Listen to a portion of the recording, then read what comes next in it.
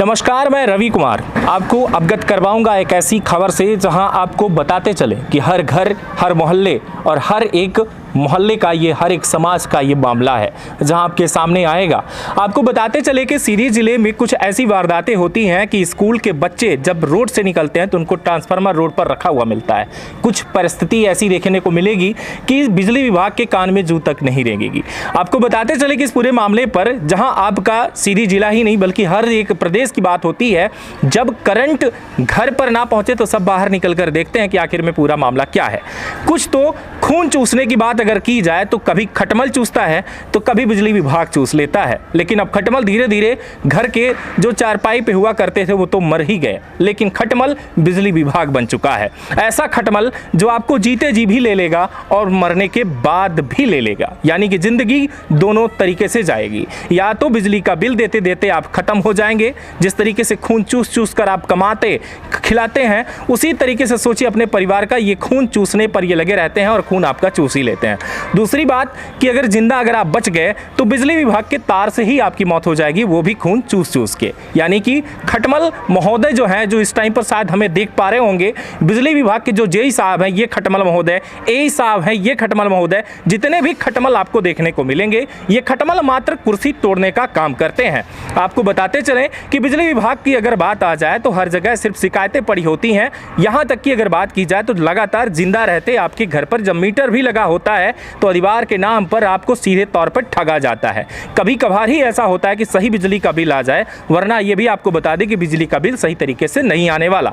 वजह यह है कि मीटर चेक करने तो कोई आता नहीं, लेकिन आपको बिजली का बिल 25,000 तो कभी 50,000 तो कभी 1 लाख रुपए जरूर दे दी जाती है। लेकिन इस बिजली के बिल को लेकर के अगर बात की जाए तो लोग इतने डरे और सहमे होते हैं कि उन्हें यह लगता है कि किसी तरीके से हम बिजली का बिल जमा कर दें, वरना घर पर नोटिस आएगी, हमें यहाँ पर कोर्ट पहुंचना पड़ेगा और ये कहीं ना कहीं हमारी जो है नीलामी हो जाएगी। लेकिन डरिए नहीं इस बात से, इसके लिए भी कंज्यूमर है और कंज्यूमर कोर्ट आप जा सकते हैं जहां पर आपकी सुनवाई भी होगी और इन खटमलों के ऊपर जो है कार्यवाही करना जरूरी है। आपको अवगत करवाएंगे एक ऐसी खबर से जहां पर साफ तौर पे देखा जा सकता है कि खटमलों को जिस तरीके से पैसा तो देता ही रहा इंसान, लेकिन अब मौत हो चुकी है वो जो कि जिंदा खटमल जो आज भी उनको चूसने पर लगे हुए हैं।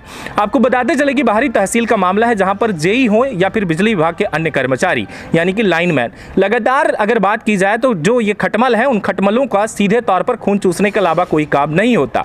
अगर आप बता दें कि हवा में लटकता अगर वायर है ये जमीन पर गिर चुका है तो आखिर में कोई सुनवाई इस पर नहीं होती। साफ तौर पर कहा जाता है कि अभी हम फलाना जगह पर हैं, आपका काम हो जाएगा, लेकिन कुछ समय के बाद कृपया आप बाद में संपर्क करें, तब तक वहां पर लाशें बिछ जाती हैं साहब।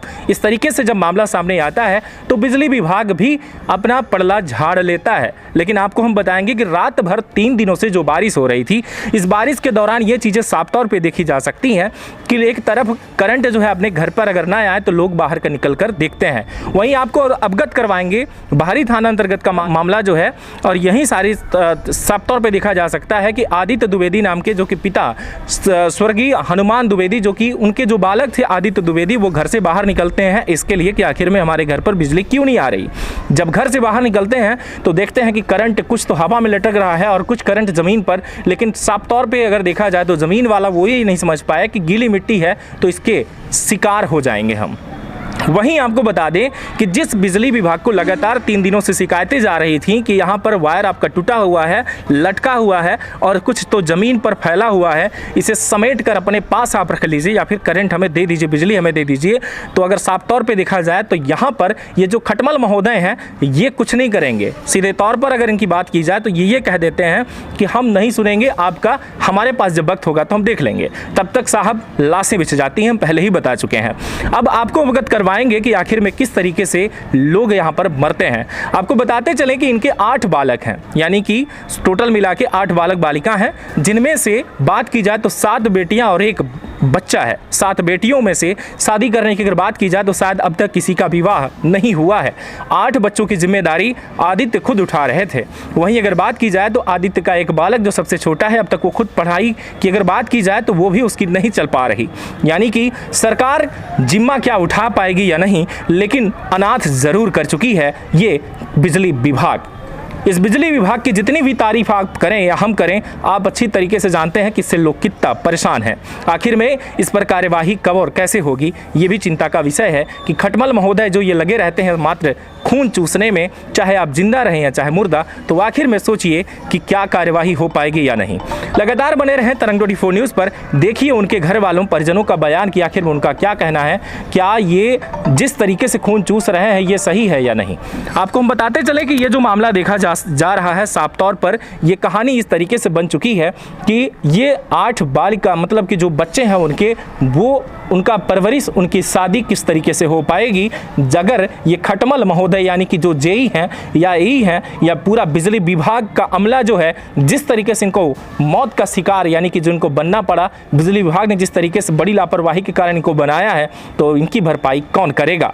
लगातार बने रहें। लेकिन सबसे बड़ी बात कि इन पर कार्यवाही जो सुनने को बात अगर की जाए कि शिकायत के बाद भी जो नहीं सुनता है उन पर शिकंजा कसा जाएगा नहीं, ये भी जानकारी हम आपको जरूर अवगत करवाएंगे। लगातार बने रहें। देखिए ये बयान। अनुराग दुबे जी।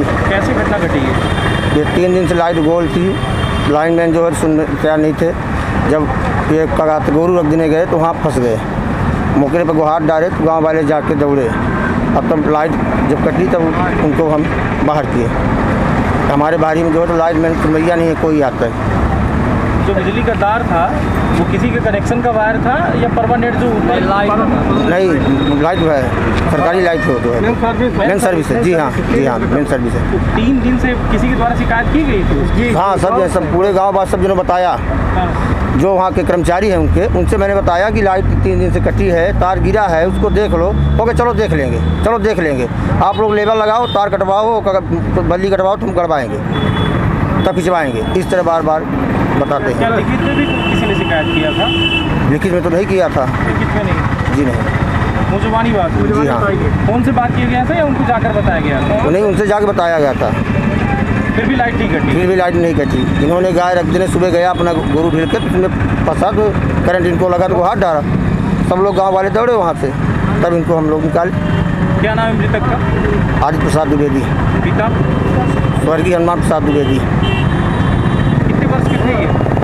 40-45 के अंदर। 45 लहुआ। शादीशुदा? जी हाँ। 8 बच्ची 1 बच्चा। 8 बच्चियां हैं? जी हाँ, 1 बच्चा। तो इसकी घटना के जिम्मेदार किसे समझते हैं आप? लाइनमैन को समझते हैं। बिजली विभाग जो है कारण है। बिजली विभाग अगर सही होती तो इसका थोड़ी मतलब होती। क्या चाहते हैं आप? हम यही चाहते हैं कि इसका न्याय होना चाहिए, इनके साथ न्याय होना चाहिए, बस हो गया। हर बच्चे की जवाबदेही कौन लेगा इन तरफ?